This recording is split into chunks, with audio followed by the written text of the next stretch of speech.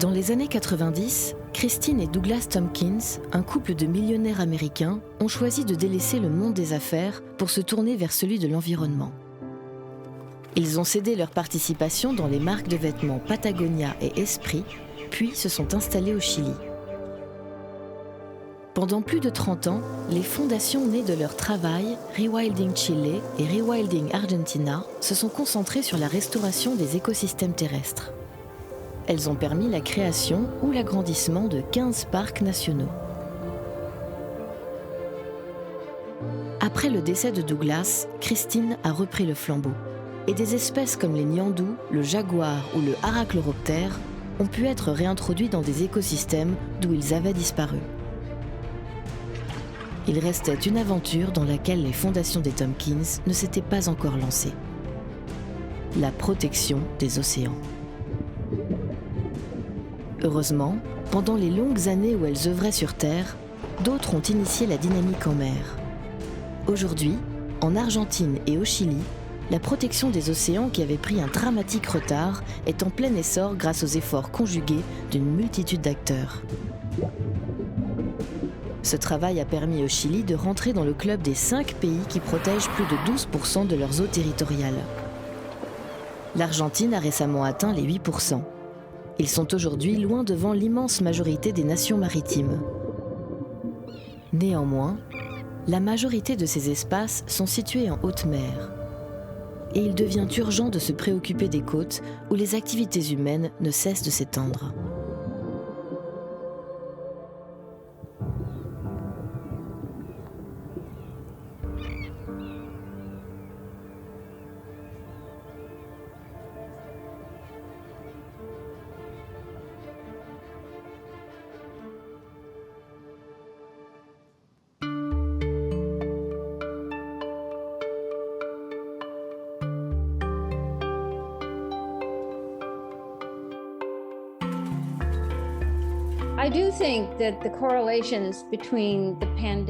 Je pense que la pandémie qui sévit depuis 3 ans déjà et ce qui est en train d'arriver à la planète ont les mêmes causes. Ces problématiques font partie de la même histoire.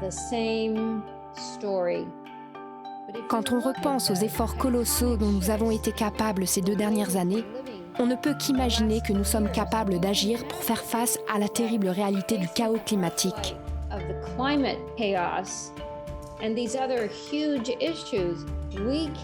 Nous pouvons changer et nous allons changer parce que nous serons forcés de le faire. Nous ne pouvons plus nous contenter d'attendre qu'il soit trop tard pour changer nos habitudes. La santé des habitants de la Terre et de toute la vie qui s'y développe est intimement liée à la santé de notre planète.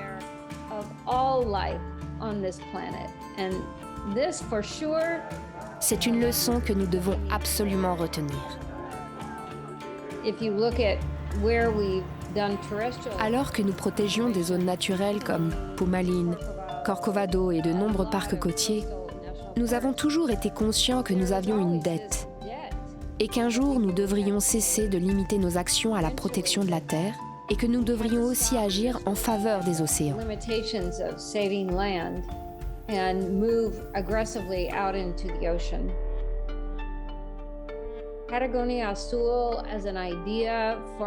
Le projet Patagonia Azul est né de la fondation Rewilding Argentina. Alors que le littoral argentin doit faire environ 5000 km de long, ici, sur une portion de 200 km, on trouve la zone la plus riche et la plus diverse de tout le pays. C'est la raison pour laquelle, moi personnellement, et la fondation Tompkins Conservation, sommes si enthousiastes à l'idée de participer autant que possible à l'effort collectif. Parce que là, il s'agit vraiment de protection de l'environnement de haut niveau.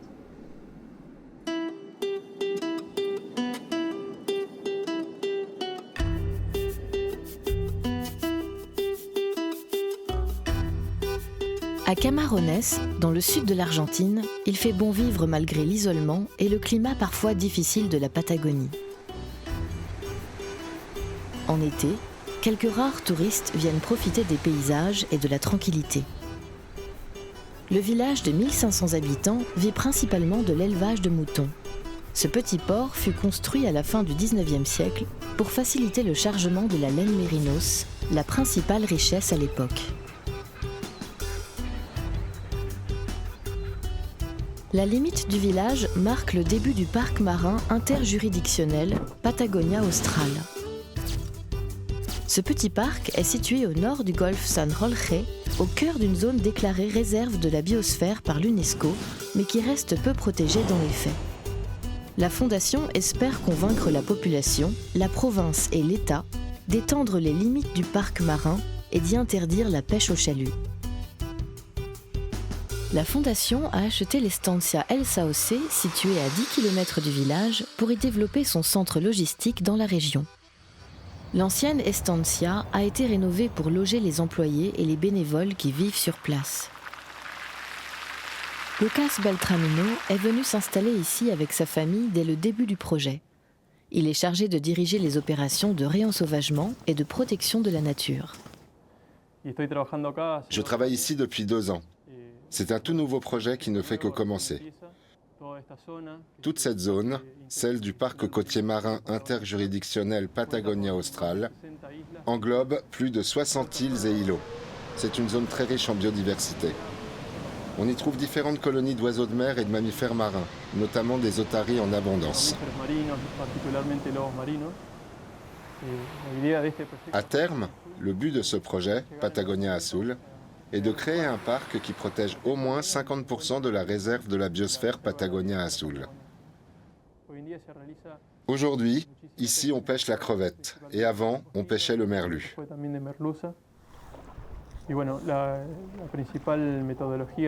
La principale méthode de pêche utilisée est la pêche au chalut. Or nous savons que ce n'est pas sélectif et que ça endommage les fonds marins. Ce sont des filets qui sont traînés sur le fond, qui ne trient pas ce qu'ils ramassent. Non seulement ils capturent toutes les espèces qui se trouvent à leur portée, et en plus, ils érodent et ravagent dangereusement les fonds. Après ça, les fonds ne se régénèrent plus. Une pierre qui a été déplacée ou retirée de la mer peut difficilement héberger un nouveau récif.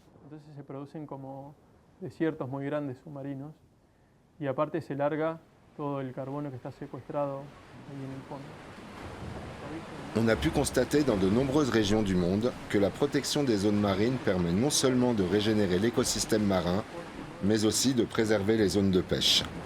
On pense souvent que l'interdiction de la pêche dans ces zones entraînera le déclin de l'industrie. Or, il a été prouvé que non seulement elle n'en souffre pas, mais qu'au contraire, elle en profite à long terme. Si la zone est si riche, c'est grâce à la tranquillité qui y règne et à la présence des îles. Mais c'est aussi parce que les eaux du golfe San Jorge sont riches en nutriments. Les courants marins participent à cette abondance, mais ici, l'océan a un autre allié de poids, la terre. La nature désertique de la région, les vents violents qui la balayent et les orages qui éclatent régulièrement sont à l'origine d'une très forte érosion des sols. Tout au long de l'année, des tonnes de sédiments sont charriés par les airs ou par les cours d'eau temporaires. La précieuse poussière voyage parfois sur des centaines de kilomètres, mais finit inévitablement par rejoindre la mer. Lorsque la rencontre se produit, les eaux se chargent de précieux éléments comme le fer ou l'azote. Ces ingrédients sont nécessaires à la croissance du phytoplancton, des algues microscopiques à la base de toute la chaîne alimentaire. C'est pour cette raison que les eaux de Patagonie sont souvent troubles et verdâtres. C'est ainsi que tout commence. Tout le monde profite de cette abondance. Les invertébrés qui tapissent les rochers comme les forêts de kelp géants et leurs habitants.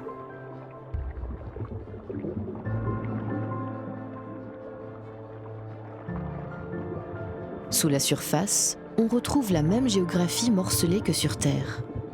Les falaises, les plaines et les grottes offrent le dernier ingrédient nécessaire à une explosion de vie. 50 000 otaries de 2 espèces différentes et 4 espèces de dauphins sillonnent constamment le parc en quête de nourriture.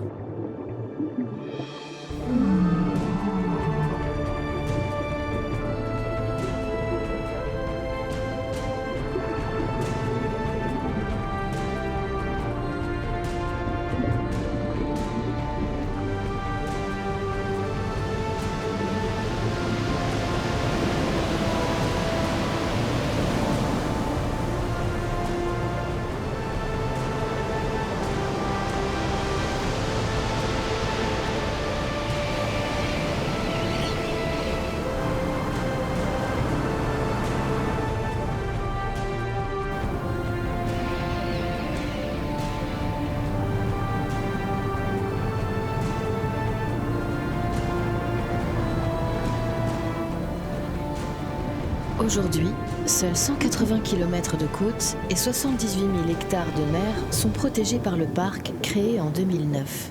C'est bien peu face à l'immensité de la région. Dans quelques années, si la Fondation atteint ses objectifs, cette superficie pourrait être multipliée par 20. Un espoir pour les nombreuses espèces menacées qui vivent ici. Pour naviguer dans le parc marin, il faut savoir profiter des fenêtres météorologiques favorables. Ici, le vent se calme rarement et l'été austral est la saison la plus propice au travail de terrain. Les îles Toba et Tobita sont isolées et la région est très peu peuplée.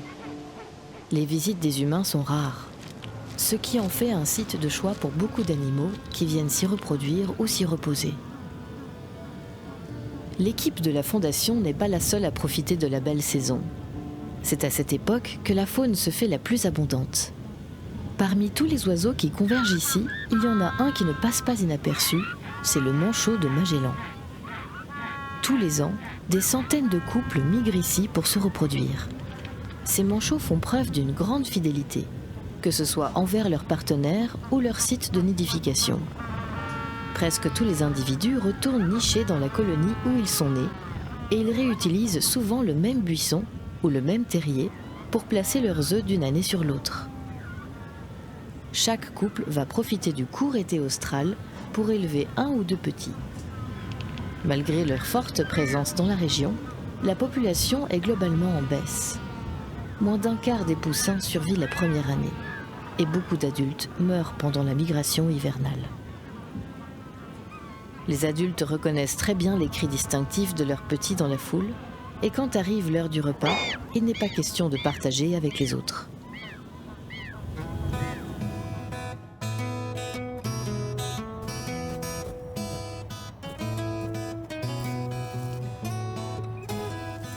Sur certaines îles, il y en a un qui a la belle vie. Le tatou velu de Patagonie n'a pas de prédateurs ici, et il s'y sent comme chez lui. Il ne craint rien ni personne et déambule avec insouciance un peu partout.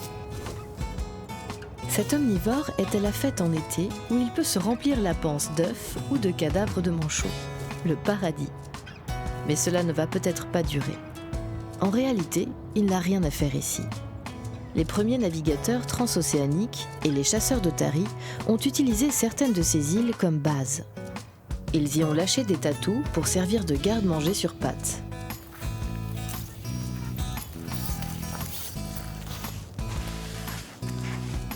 La présence du tatou nuit aux populations de manchots et Lucas et son équipe envisagent de les déplacer très bientôt sur le continent.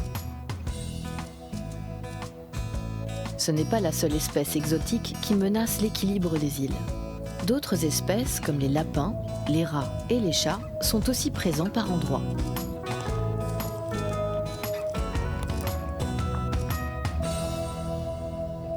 Nous sommes en train de consulter quelques images d'un échantillon de l'île Toba, prises avec des pièges photos. Nous avons placé toutes les îles sous surveillance afin d'identifier les espèces exotiques présentes sur chacune d'entre elles et d'estimer leur abondance. Sur l'île Leoness, sur laquelle il y a des tatous et des rats, nous avons observé grâce aux pièges photos qu'ils se rendent dans les nids de manchots principalement la nuit.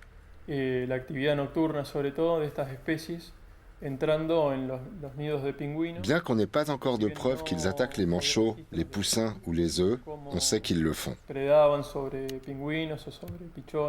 y a beaucoup d'exemples sur d'autres îles dans le monde où l'on constate un très fort impact des rats et des souris sur les espèces marines, notamment sur les oiseaux marins.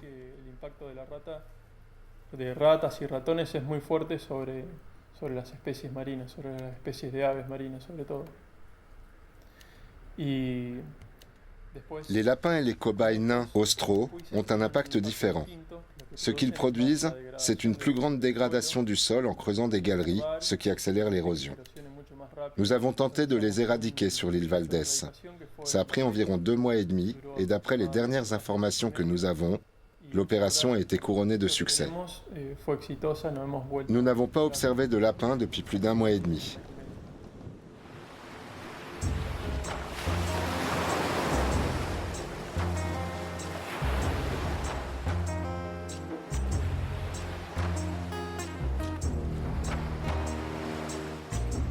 Au Chili, de l'autre côté de la cordillère des Andes, l'océan Atlantique laisse la place au Pacifique.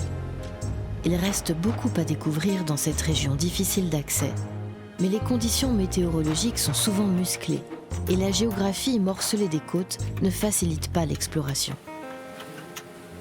Pourtant, ici aussi, la science avance à grands pas depuis une vingtaine d'années. Des scientifiques et des fondations de tous horizons se démènent pour mieux comprendre les équilibres fragiles et les mystères qui se cachent sous la surface. C'est guidé par cet idéal que la fondation Tara Océan s'est lancée dans sa 12e expédition scientifique dans le Pacifique Sud. L'équipe veut étudier le microbiome marin et ses interactions avec le climat et les polluants. La côte ouest de la Patagonie est bordée de glaciers et de puissantes rivières se jettent dans la mer, créant un fort apport d'eau douce. C'est dans ce dédale d'îles que la goélette Tara a effectué la première étape de sa mission. Les résultats obtenus seront partagés librement avec la communauté scientifique internationale et pourront peut-être aider les fondations à définir de nouvelles zones pour la création de réserves marines. Après cette longue aventure en autonomie totale, il est temps de rejoindre un véritable port pour recharger en vivres. Pendant la navigation dans ces eaux dangereuses, la goélette et son équipage ont pu compter sur l'expérience du capitaine Martin Hertaud qui connaît le navire par cœur. Donc on vient de faire 34 jours de navigation dans les fjords Patagon, entre Punta Arenas et Puerto Montt où nous sommes arrivés aujourd'hui. Et donc l'idée c'était de comprendre qu'est-ce que la cordillère des Andes et les glaciers apportent aux canaux et via les canaux à l'océan. Là, ce qui était très intéressant, mais il faut du temps pour l'analyser, maintenant c'est qu'en fait on se rend compte que c'était extrêmement dynamique. Là en fait il y a des couches d'eau près des glaciers, d'eau douce, d'eau salée qui ne se rencontrent pas. Il y a des pics qu'on a vus de fluorescence, de chlorophylle qui étaient surprenants à certains endroits. Il y avait des liens entre la température et aussi la fluorescence. Et le but, c'est vraiment in fine de pouvoir modéliser en fait le rôle majeur et le rôle assez précis finalement de ce que fait le plancton dans l'océan. On sait que le plancton a apporté via l'océan donc 50% d'oxygène, mais on ne sait pas aujourd'hui vraiment le préciser quoi. Nous on fait de la recherche fondamentale. La recherche fondamentale, c'est comprendre comment ça marche. Quel est le but d'un bateau d'expédition comme Tara? C'est comprendre comment ça marche pour mieux réagir, en fait, pour mieux protéger et surtout pour mieux interagir. C'est arrêter finalement cette espèce d'exploitation massive de la nature où on a finalement peu de connaissances. On se rend compte que, comme souvent, plus on cherche, plus on commence à avoir des données, plus on comprend que c'est complexe et beaucoup plus complexe que ce qu'on imaginait. Alors après, les applications qui en découlent, elles sont énormes en fait, finalement. Ça va influencer quoi? Peut-être la technique, surtout on espère au départ comme les politiques. Il faut créer donc peut-être plus d'aires marines protégées. Les humains en fait, on traite l'environnement comme si il nous appartenait. Sauf qu'on est juste un produit et qu'en fait il faut vivre en intelligence, en interaction. Donc la recherche fondamentale elle sert à ça, c'est mieux comprendre et après il faut partager la connaissance. Finalement entre Punta Arenas, Puerto Natales et Puerto Montt, c'est 3 villes qui ne sont pas vraiment denses. Entre les deux il n'y a quasiment rien, à part Puerto Eden. C'était impressionnant, on a débarqué très peu de fois. Mais de voir à chaque fois qu'on a essayé sur une plage de rentrer dans la forêt, c'est impossible en fait. Et on avait le sentiment assez magique d'évoluer dans une zone finalement vierge. Et ça, c'était vraiment génial. C'est très mal cartographié, c'est pas exact. La marine chilienne se garde toutes les infos. Je pense qu'ils n'ont pas les mêmes cartes que nous. Donc on passait du temps à faire de la bathymétrie et on y allait vraiment à tâtons parce que justement en fait on ne sait pas si on allait perdre la rosette, donc le fer de lance de l'expé ou pas, ou si on pouvait crocher un filet sur le fond.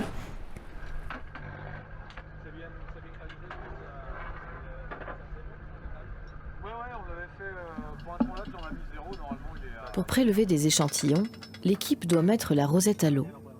Derrière ce nom technique se cache une batterie d'appareils sophistiqués, capables de prélever et mesurer un grand nombre de paramètres physiques et chimiques de l'eau de mer. L'engin peut descendre à plus de 2000 mètres et ses cylindres vont se remplir d'eau de mer à différentes profondeurs. Dans une goutte d'eau de mer, le microbiome, le peuple invisible de l'océan se dévoile. C'est l'univers des virus, bactéries, micro-algues et larves d'animaux qui voyagent avec les courants. Une grande partie de ces formes de vie sont encore inconnues de l'homme. Pourtant, des animaux comme les baleines ou les poissons dépendent d'une manière ou d'une autre de ces étranges organismes. Quasiment sur 90, là je suis en train de remonter.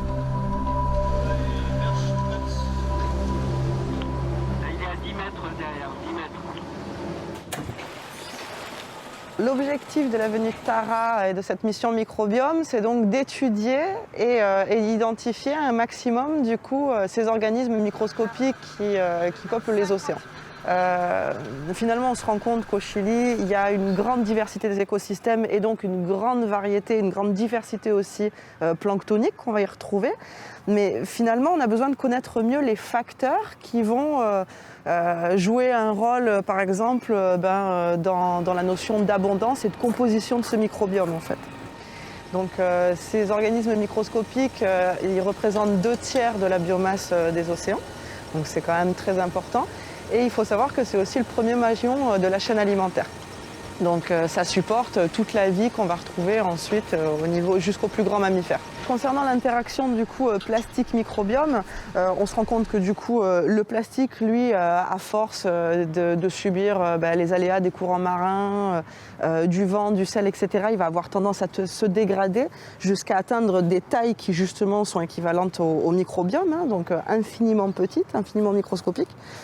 On se rend compte par exemple que sur ces microplastiques qui se baladent en mer, on a d'un autre côté une vie microbienne qui est très riche, hein, qui se développe dessus et qui n'a rien à voir en fait avec la vie microbienne qu'on peut retrouver autour dans l'eau libre en fait. Là, on a des bactéries qui finalement sont des bactéries qui vont dégrader le plastique ou qui vont simplement manger la matière organique qui va se trouver dessus. D'accord ? Donc en fait, un morceau de plastique qui arrive dans l'océan, ce n'est pas un morceau de plastique inerte.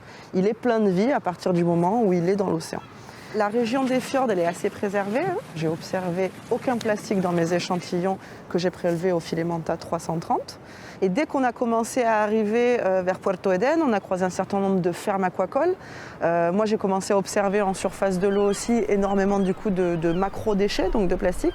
Et puis d'une station à l'autre, en fait, je me suis retrouvée avec des concentrations de plastique très importantes. Donc après, la question, c'est de savoir où ce plastique y va, après avoir atteint des tailles infiniment petites finalement, quoi.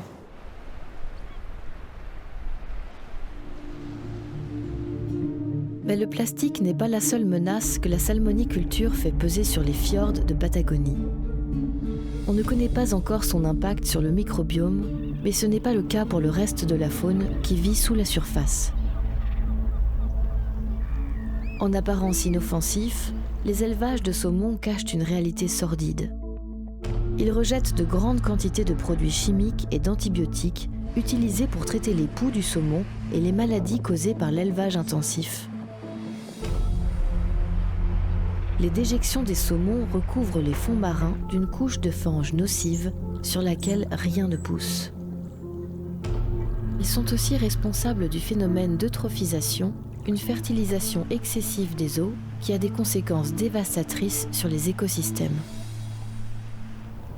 Ces perturbations récurrentes provoquent des extinctions de masse dans les fjords. Ces crises à répétition mettent en danger la santé des humains qui vivent le long de la côte et qui se nourrissent des produits de la pêche, alors qu'une grande partie de l'activité économique locale est tournée vers la mer. En plus des espèces commerciales, une multitude d'organismes a colonisé les falaises sous-marines. Cet univers fascinant reste mal connu. Vreni Hausermann est arrivée ici il y a 30 ans. Elle est immédiatement tombée amoureuse de la région et en particulier de ses récifs de coraux d'eau froide. Aujourd'hui encore, une grande partie de la population du sud du Chili considère l'univers sous-marin des fjords comme une zone obscure et sans couleur. Pourtant, il n'en est rien. De véritables oasis de vie se sont développées dans les profondeurs.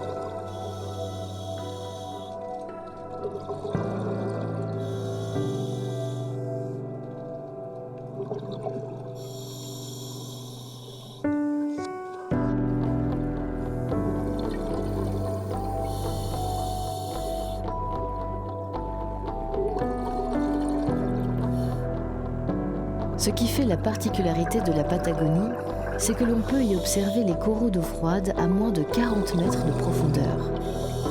Normalement, on ne les rencontre qu'entre 200 et 2000 mètres sous la surface. Malgré les efforts fournis par les chercheurs, il n'y a pas encore d'explication à ce phénomène.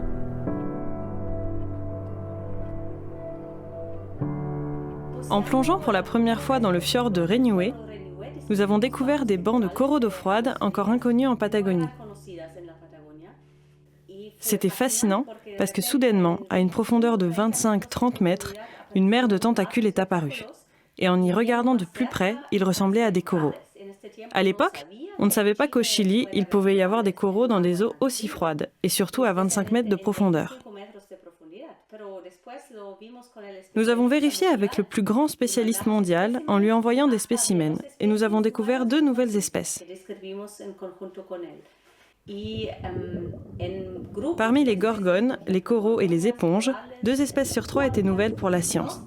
Nous observons un pourcentage très élevé d'espèces inconnues, et cela prouve notre manque de connaissances sur cette région du monde.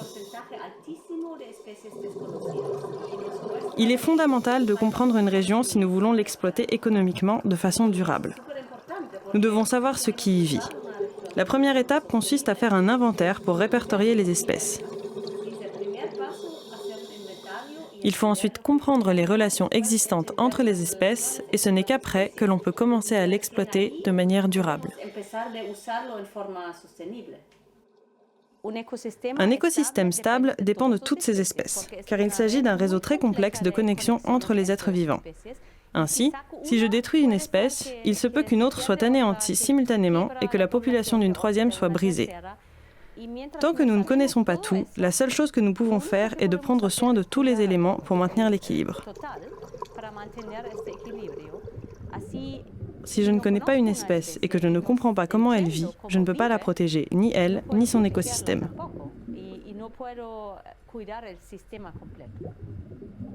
Nous traversons clairement une crise en Patagonie. Dans le fjord Comao, nous avons fait une comparaison. Et en seulement 10 ans, la population des principales espèces a diminué de 75%. Pour moi, c'est un énorme signal d'alarme.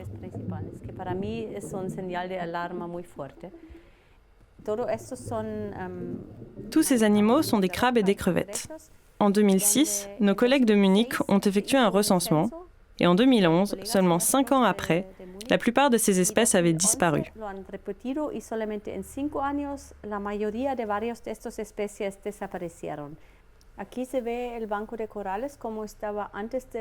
Ici, on voit un banc de corail tel qu'il était en avril 2012. Et ici, on peut voir que moins d'une semaine plus tard, 99% des coraux étaient morts. C'est arrivé à cause d'une très forte prolifération d'algues combinée à l'activité volcanique. Mais l'activité volcanique est naturelle et se produit régulièrement. Et pendant des centaines d'années, elle n'a pas anéanti les coraux. Cette forte prolifération d'algues est due à l'eutrophisation des eaux. Et l'eutrophisation est causée par la salmoniculture. Le problème, c'est la combinaison de ces 2 facteurs.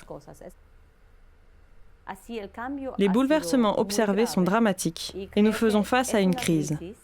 En comparaison avec d'autres écosystèmes, il existe de bonnes chances de récupération si nous modifions notre comportement dès maintenant. Selon moi, cette région est l'une des plus importantes, mais elle fait partie des moins protégées du Chili. C'est quelque chose qui doit changer, parce que la biodiversité de la Patagonie Nord est très variée et très spéciale, et pour le moment, elle ne bénéficie pas de la protection qu'elle mérite.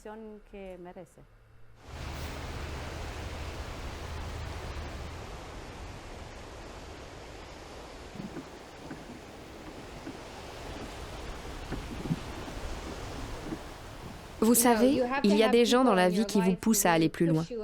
On pense qu'on est compétent, on pense qu'on est à la pointe et puis on rencontre quelqu'un comme Vreni et on se rend compte qu'on doit passer au niveau supérieur. En 1992, mon mari Doug et moi, mais surtout Doug, nous avons vu ce qui se passait réellement autour du parc Pumalín, juste au sud de Puerto Montt, là où l'industrie de la salmoniculture a démarré. C'est une activité qui ne laisse pratiquement rien derrière elle lorsqu'elle cesse.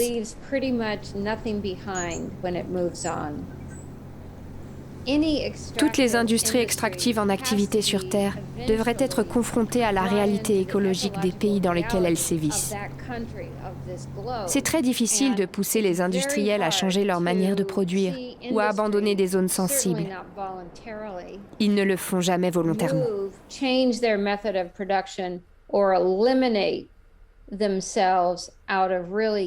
C'est une bataille qui durera tant qu'il y aura des humains sur cette terre.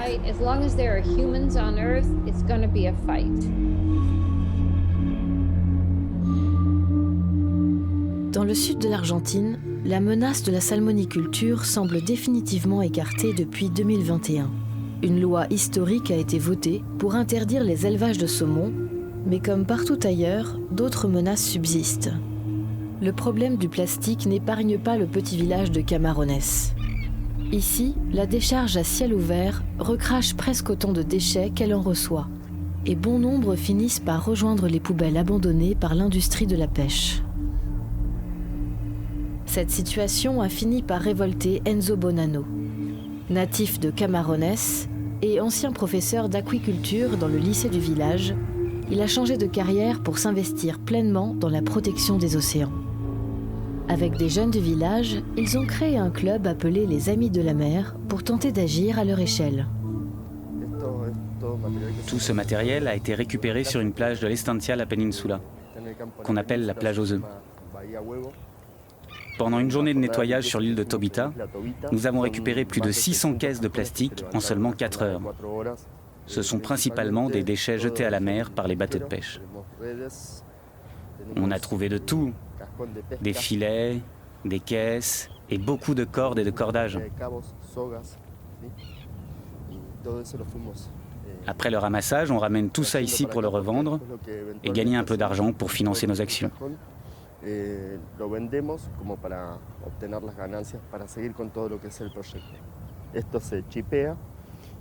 Tous ces déchets sont broyés, puis réinjectés dans le circuit, si on peut dire, pour la fabrication de nouvelles caisses. Comme ce sont des matériaux récupérés sur les plages, cela permet de diminuer la quantité de plastique présent et en même temps de réduire les dégâts occasionnés par le pompage du pétrole nécessaire à la fabrication de nouvelles caisses.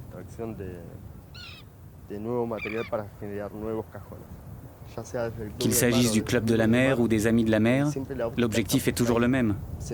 Ces initiatives ont pour but de trouver des solutions et d'inciter à ramasser le moindre plastique qui traîne. Lorsqu'on ramasse un déchet, on se dit qu'au moins, celui-là ne finira pas dans l'estomac d'un animal.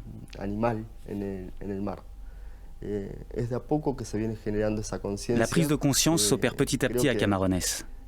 Et je pense que nous sommes dans une démarche porteuse d'espoir. Camarones est un village dont l'histoire est très liée à la campagne. D'un certain point de vue, en effet, c'est un village qui entretient une relation avec la mer depuis son origine, mais d'une manière assez superficielle.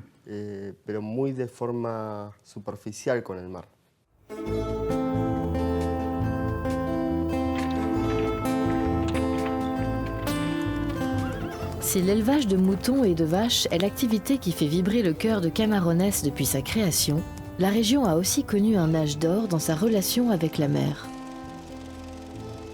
Le ramassage d'algues rouges a connu un véritable boom dans les années 80. Les gracilaria étaient collectés directement sur les plages du golfe San Jorge, puis traités sur place dans l'usine de la famille Soriano pour produire de l'agar-agar. Au plus fort de l'activité, de 700 personnes travaillaient à la collecte et au traitement de la précieuse algue rouge. Mais au cours des années 90, la ressource a mystérieusement commencé à décliner. Pour pallier au manque de matières premières, des plongeurs commencèrent à les extraire directement du fond de la mer grâce à des chaluts. Des océanologues tentèrent même de les cultiver. Mais les récoltes continuèrent de chuter jusqu'à ce que l'activité ne soit plus rentable. L'usine en faillite a définitivement mis la clé sous la porte en 1995 et les campements des saisonniers ont été abandonnés en l'état. On s'interroge encore sur les raisons de ce déclin. Était-ce en raison de trop grosses récoltes qui empêchaient les algues de se ressemer, d'un changement de température des eaux ou d'une éventuelle hybridation malheureuse avec l'espèce chilienne rapportée pour tenter de la cultiver ? On l'ignore toujours. Ce qui est sûr, c'est que même 20 ans après l'arrêt du ramassage, les prairies de gracilaire ne se sont pas régénérées naturellement. La fondation Rewilding Argentina a mis en place un programme pilote. Lucas a pour mission de comprendre si l'on pourrait faire machine arrière et replanter des prairies d'algues en prélevant des boutures sur celles qui ont survécu. Aujourd'hui, nous nous rendons dans la baie Arredondo. C'est sur la partie côtière de l'Estencia de la fondation Rewilding Argentina. Il y a presque un an, nous avons démarré une plantation expérimentale d'algues rouges. Nous en avons planté 1 hectare en 4 parcelles de 50 par 50. Et aujourd'hui, nous allons contrôler cette plantation pour la 2e fois pour voir comment elle se développe et vérifier si elle a commencé à s'étendre et si la couverture a augmenté. Au Chili, on appelle cette algue pelillo, le cheveu. Le nom est assez évocateur car elle se compose de filaments assez fins, mais cependant plus larges qu'un cheveu, qui ressemblent à des mèches et qui poussent à des longueurs différentes. En fonction des conditions de l'eau, des nutriments et de la lumière, elles peuvent mesurer jusqu'à 2 mètres de long.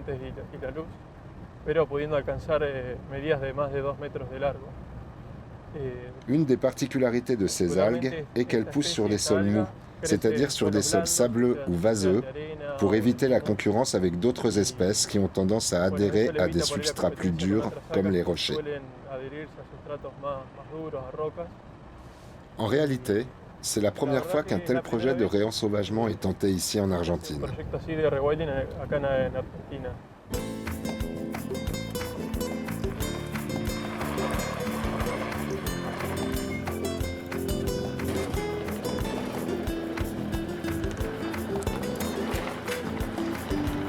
À chaque fois que l'équipe de la Fondation veut se rendre en mer, elle doit d'abord parcourir les 15 km de piste qui séparent l'Estancia de la côte.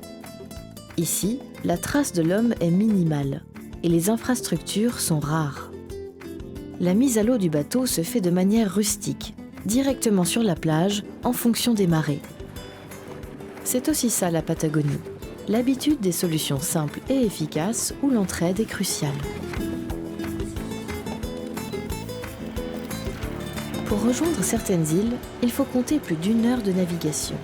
Et lorsque la houle se lève et que le vent souffle, le trajet est épuisant. Heureusement, les dauphins de Commerson viennent régulièrement distraire l'équipage. Ces petits dauphins s'approchent régulièrement des côtes en groupe d'une quinzaine d'individus.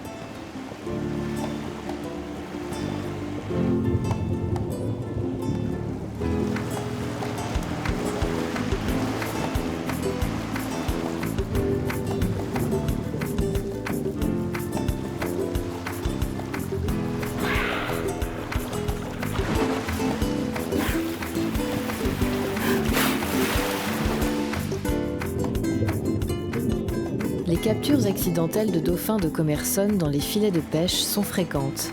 Mais pour l'instant, l'espèce n'est pas considérée comme menacée. Dans les années 70 et 80, des pêcheurs argentins et chiliens les tuaient et utilisaient leur viande comme appât pour la pêche au crabe. Cette pratique, désormais interdite, semble avoir cessé.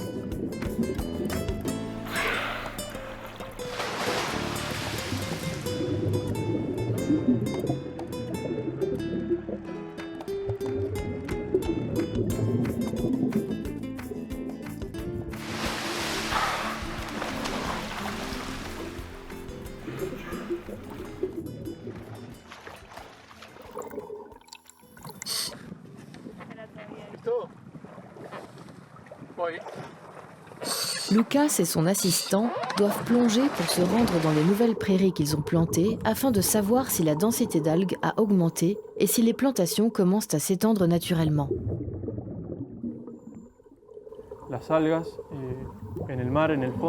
En mer, les algues permettent de réduire l'érosion ou l'abrasion due aux vagues, que ce soit sur la côte ou au fond. On pense souvent à l'impact des vagues et des déferlantes sur le trait de côte, mais on oublie souvent l'effet des courants sur le fond de la mer, qui finit par emporter le substrat et abîmer les colonies animales qui vivent là.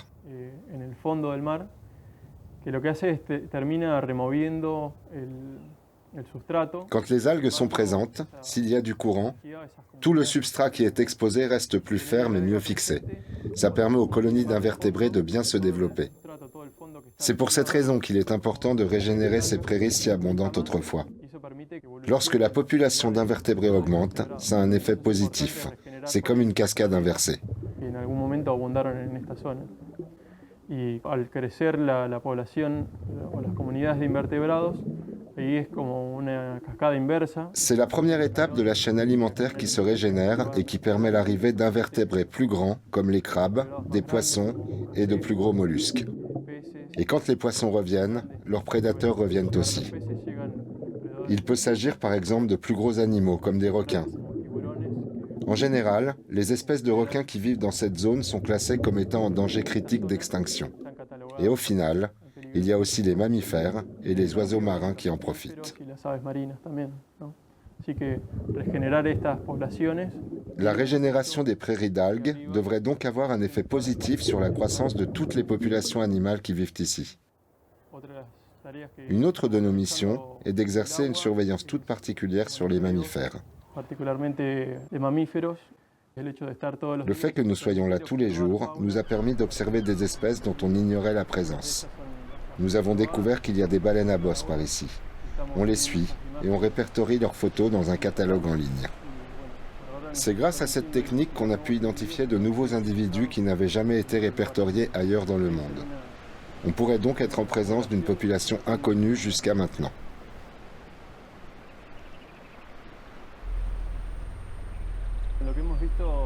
Ici, les baleines s'alimentent. Leur comportement et le fait qu'elles se rassemblent ici par grands groupes nous laissent supposer qu'elles y trouvent une importante source de nourriture. Elles chassent principalement au fond. Ce qui est très abondant dans la zone en ce moment, ce sont les bogavantes. Ils ressemblent à une petite langouste et ils forment de grands bancs. C'est leur principale ressource du moment.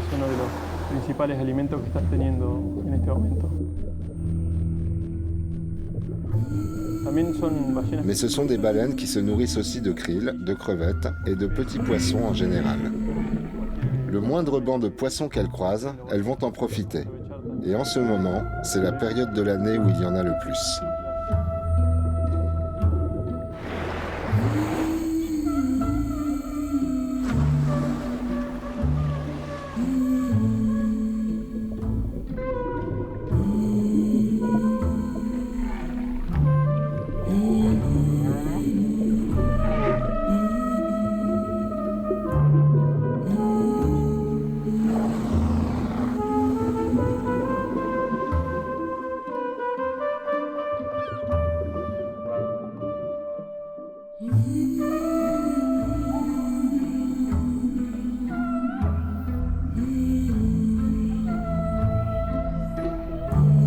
La présence de baleines est un signe de bonne santé des océans. On ignore d'où vient ce groupe, mais si sa présence se confirme dans les années à venir, ce sera une raison de plus pour interdire la pêche dans les limites de la réserve.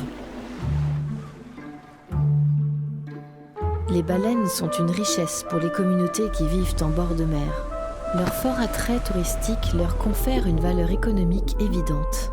On sait depuis peu qu'elles pourraient aussi jouer un rôle important dans la lutte contre le réchauffement climatique. Quand elles se délestent de leurs excréments, elles laissent derrière elles des fertilisants qui accélèrent la croissance du phytoplancton, la pompe à carbone des mers.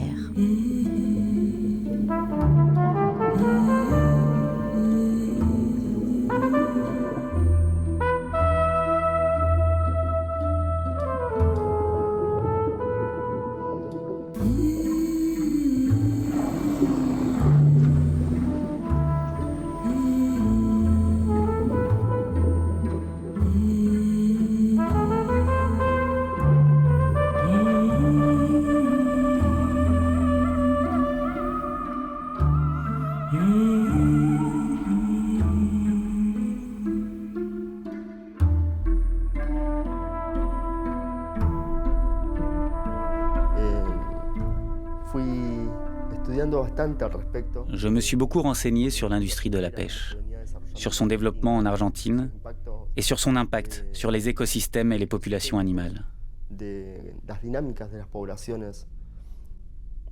Et j'en ai eu assez d'accumuler des informations négatives et de voir toujours la même chose, de constater que les animaux disparaissent et de ne rien faire pour y remédier.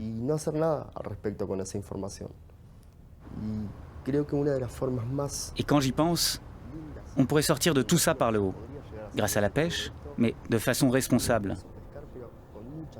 Un bon moyen de développer la pêche serait de favoriser la pêche locale et de l'interdire aux navires étrangers et aux grandes compagnies qui viennent avec leurs filets immenses pour arracher à la mer tout ce qu'ils peuvent.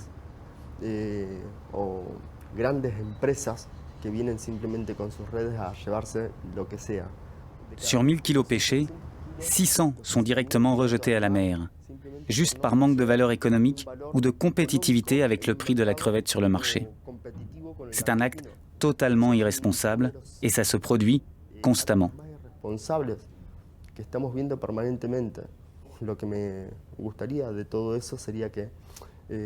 J'aimerais vraiment que ça nous pousse à réfléchir à une pêche plus artisanale et qu'on comprenne que ça offrirait une véritable opportunité de générer de la richesse. Pas seulement sur le plan économique, mais aussi en termes de changement culturel et de projets d'avenir. C'est vraiment possible de faire les choses d'une manière plus responsable. C'est important de comprendre qu'il ne faut plus juste chercher à gagner sa vie, mais que l'on doit changer pour que nos enfants et les enfants de nos enfants aient accès aux mêmes richesses que nous. Et personne ne devrait avoir à souffrir de ce processus.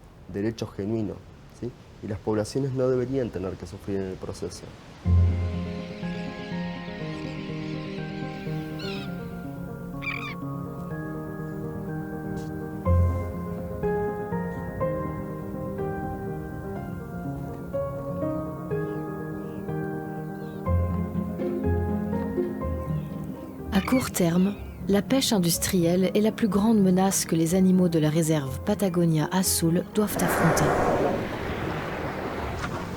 Mais en Argentine, de nouvelles stations pétrolières offshore continuent à s'implanter. Sur toute la planète, l'effort de pêche s'intensifie. Les eaux se réchauffent, s'acidifient. Nous continuons de rejeter chaque fois plus de plastique, d'eau polluée, de boue toxique. Par manque de volonté, nous continuons à considérer les océans comme notre poubelle. Sur les côtes, en haute mer ou dans les abysses, l'impact de notre mode de vie commence à se faire sentir partout. En polluant ainsi, nous remettons en cause notre propre bien-être.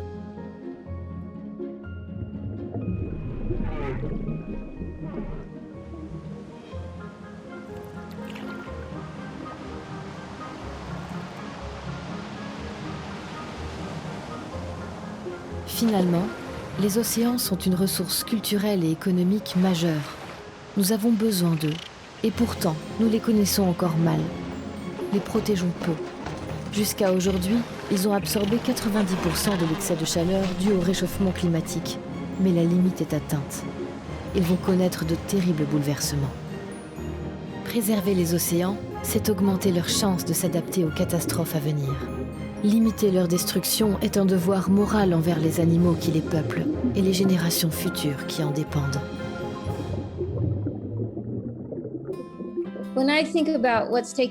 Quand je pense à ce qui se passe sur la planète, pas seulement d'un point de vue écologique, mais aussi d'un point de vue humain, je pense toujours à ces centaines de milliers de jeunes qui sont engagés pour la préservation de la planète dans le monde entier.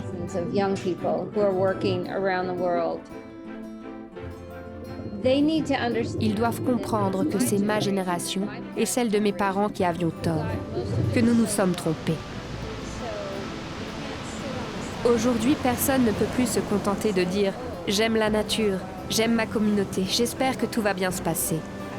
Je pense que les jeunes générations n'ont plus d'excuses. Nous n'avons plus le choix.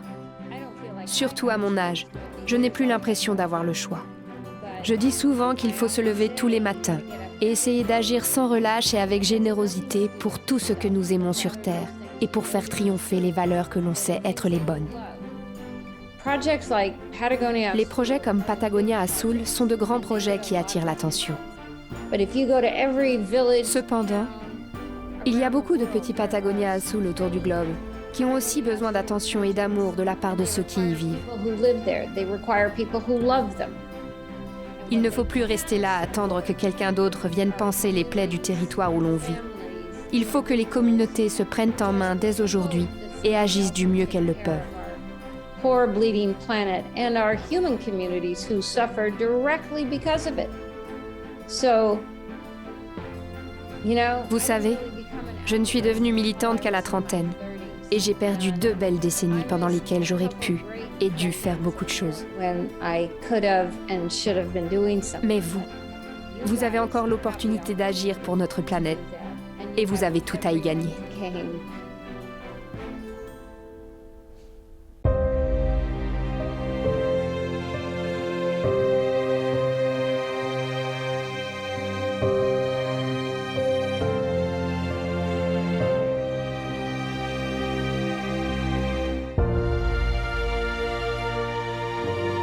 Thank you.